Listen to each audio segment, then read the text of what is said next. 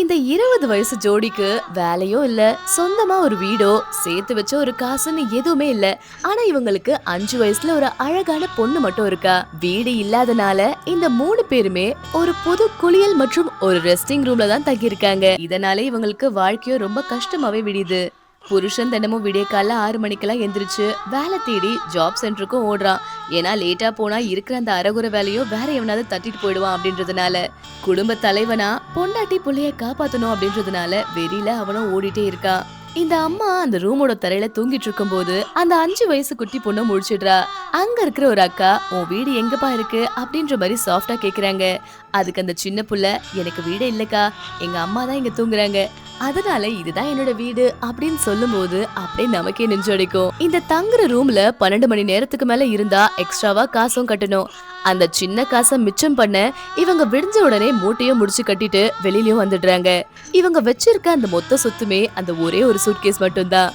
அம்மாவோ கஷ்டப்பட்டு இழுக்கிறத பார்த்து அந்த சின்ன புள்ளையும் தன்னோட பிஞ்சு கையால அதை தள்ளிட்டு வருது. காசை மிச்சம் பண்ண காலையில சாப்பிடாம நேரா மதியம் ஒரு ஃபாஸ்ட் ஃபுட் கடைக்கும் வராங்க. ஏன்னா அங்க யாரும் இவங்கள பெருசா கண்டுக்க மாட்டாங்க. நிம்மதியா உட்காரலாம். ஆனா புள்ளைக்கு சத்து இல்லாத சாப்பாடு தரும்னு சொல்லி அந்த அம்மாக்கு உள்ளுக்குள்ள ரத்த கண்ணீரே வருது.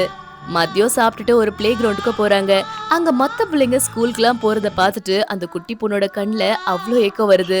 மத்தவங்களோட விளையாடணும், படிக்கணும்ன்ற ஒரு ஆசை அவளுக்குள்ள இருக்கு. ஆனா இவங்களால ஸ்கூல் ஃபீஸ் கட்டவும் முடியாத நிலைமையில இருக்காங்க.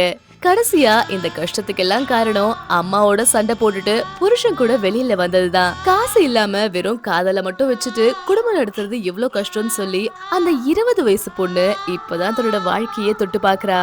வாழ்க்கையில காதலும் பாசமும் மட்டும் பத்தாது, ஒரு குடும்பத்தை காப்பாத்த பணமும் நல்ல பிளானிங்கும் ரொம்ப முக்கியம். வறுமை எவ்வளவு கொடூரமானது அப்படின்றத இந்த பிஞ்சு குழந்தையோட ஏக்கம் நமக்கு உணர்த்துது தானே. இருக்கும் வாழ்க்கையை மதிச்சு அடுத்த தலைமுறைக்கு ஒரு நல்ல அடித்தளத்தை அமைச்சு தரதுதான் உண்மையான பொறுப்பு.